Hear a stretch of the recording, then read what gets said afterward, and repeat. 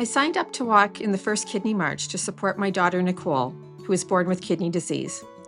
I was so excited for the challenge, but didn't know what to expect. Would I be able to raise the money and walk 100 kilometers over 3 days? I had blisters on my feet and my knee was swollen. I remember saying to myself, "You've got this," as I knew this was nothing compared to the pain my daughter lived with every day. This was my first time being away from my daughters, Nicole and Rachel.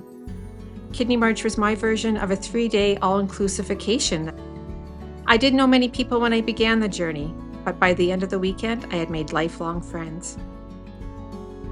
When I came home, my daughters were so proud of me and asked if we could all do it together next year.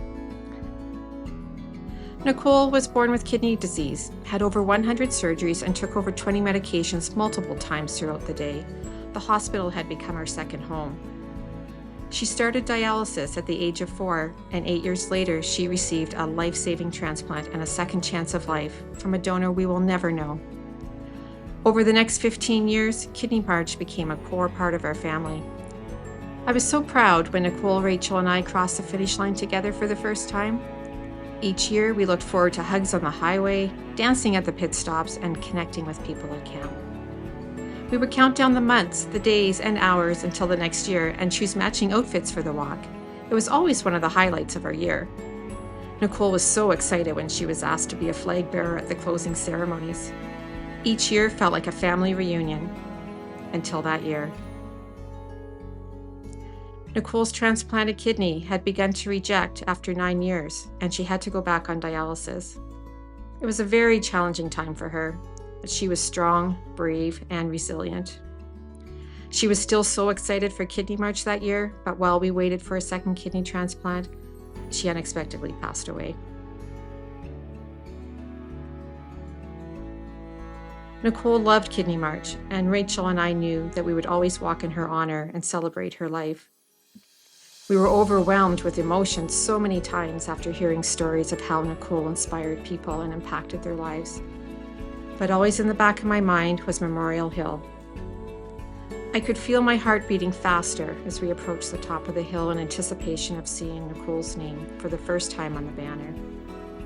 As Rachel and I approached the banner, we looked for her name and immediately hugged each other as we began to cry. As I stood there, looking at her name, so many memories flooded my mind.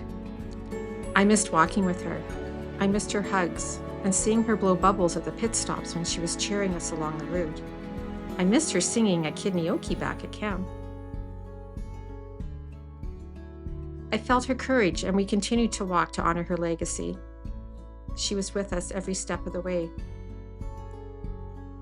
We experienced many emotions as we crossed the finish line each day, and at the end of Kidney March that year, Rachel bravely sang the national anthem at the closing ceremonies.